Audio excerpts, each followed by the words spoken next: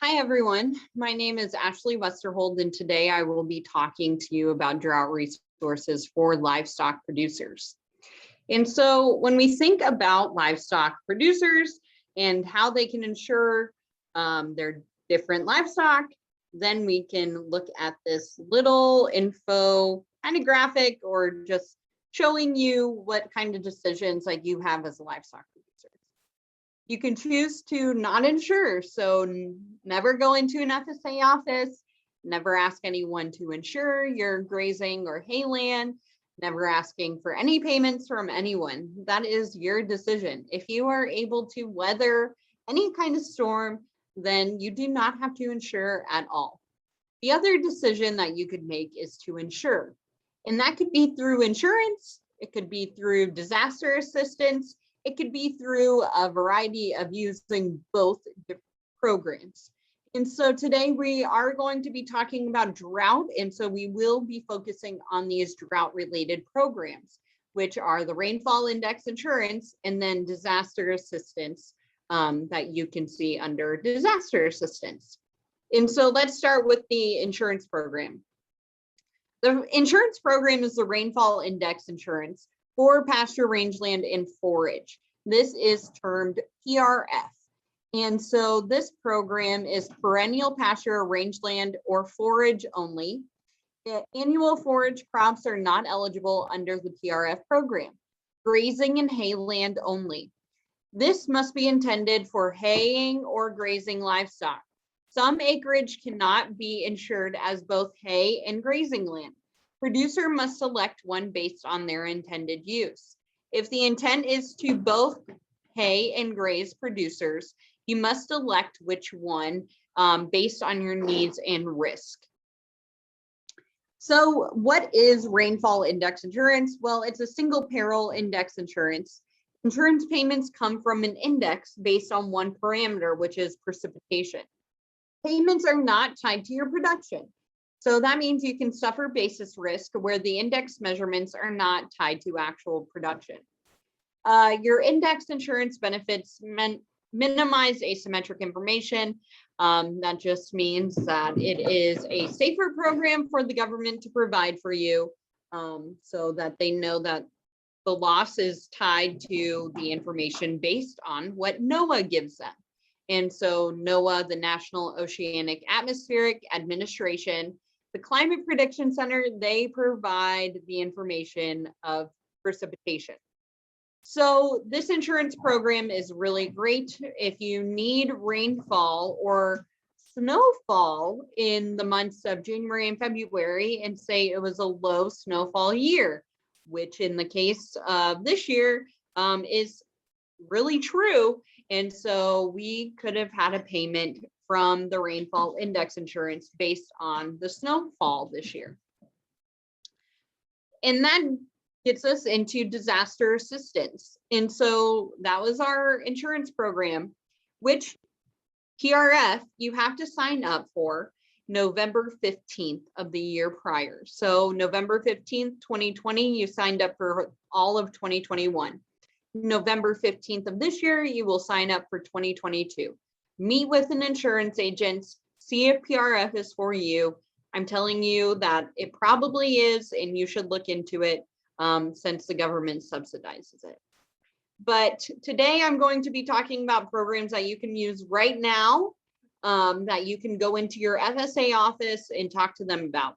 And so this was a news release actually just a couple of weeks ago. That the USDA offers disaster assistance to Idaho farmers and livestock producers impacted by the drought. And so actually in the 2014 Farm Bill, they have provided disaster assistance to the livestock producers. This is one of the first times that they actually had disaster assistance programs for livestock producers. And so we will be talking about those programs as they're highly related to drought, because there was a huge drought in 2012 in the Midwest. And so the government actually was able to put livestock disaster assistance into the 2014 Farm Bill, which then was re-upped in the 2018. So the livestock forage program It provides compensation to eligible livestock producers who have suffered grazing losses due to the drought or fire on land that is native or improved pasture land with permanent vegetative cover, or that is planted specifically for grazing. Eligible livestock are grazing animals that satisfy the majority of net energy requirement of nutrition via grazing of forage grasses or legumes, and include such species as alpacas, beef cattle, buffalo, bison, beefalo, dairy cattle, deer, elk, emus, equine, goats, llamas, reindeer, or sheep. And so those are the eligible livestock. So depending on your drought designation will have an impact on your payment. So if you are in a D2 drought, which this is designation from the drought monitor, it is equal to 1 monthly payment. D3, you can see that it's equal to 3 monthly payments.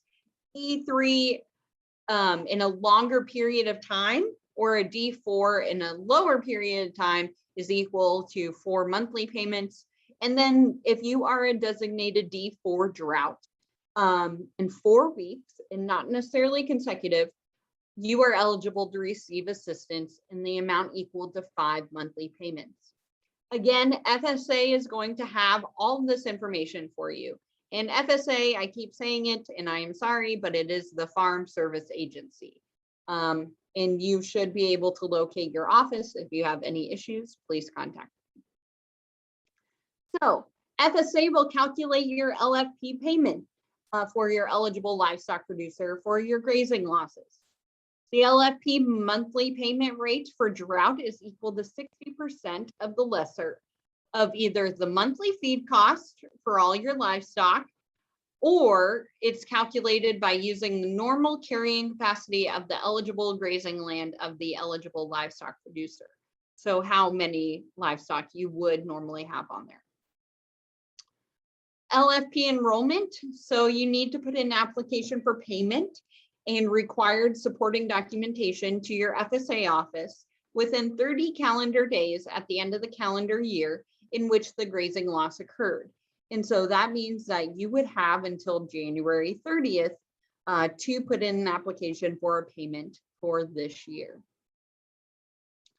The next disaster assistance program is the Livestock Indemnity Program. This provides benefits to eligible livestock producers, owners, or contract growers for livestock deaths in excess of normal mortality caused by eligible livestock conditions. So that could be adverse weather or disease or attacks by animals reintroduced in the wild by the federal government, protected by federal law, including wolves and avian predators. So actually in Cashel County, I'm pretty sure it was, there were some sheep that were attacked by a bald eagle. Well, the government actually, through the FSA office, they were able to get an LIP payment for their losses.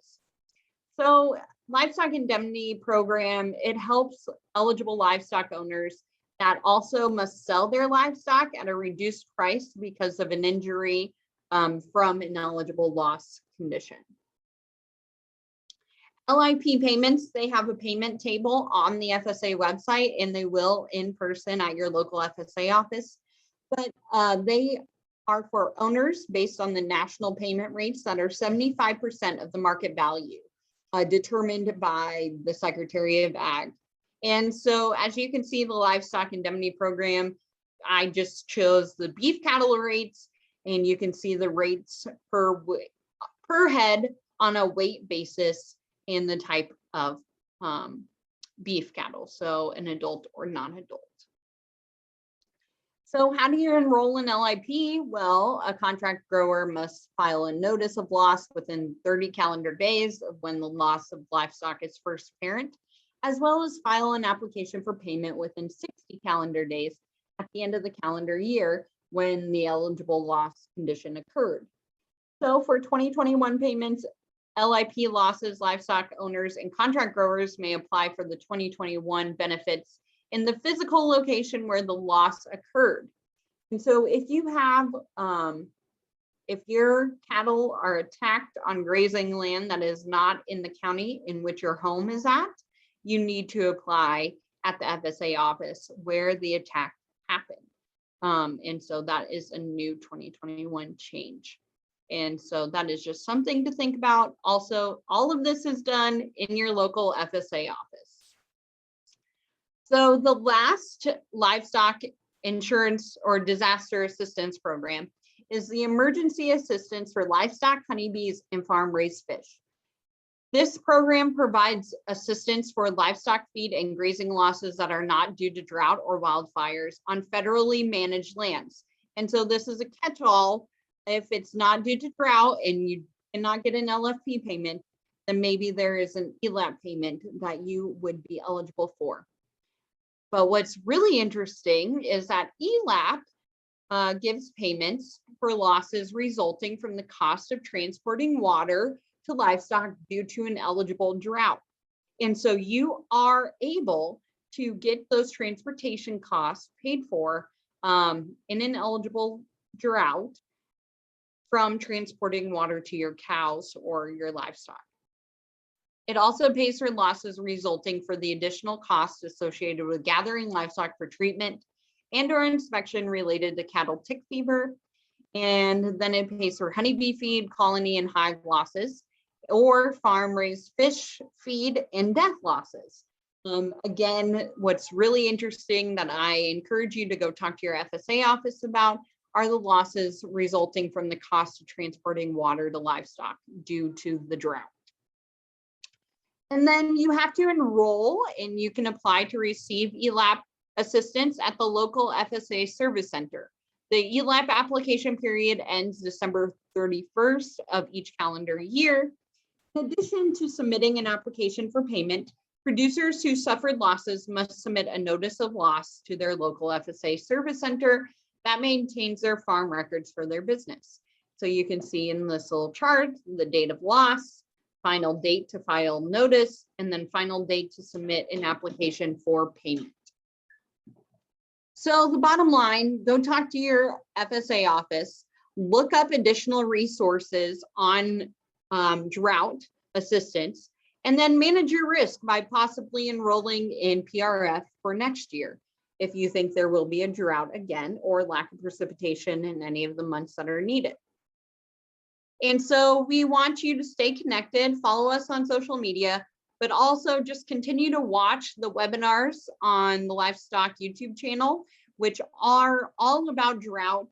And we do have a playlist that is drought related topics that will be updated as they are finished. And so with that, thank you and feel free to reach out to me for questions.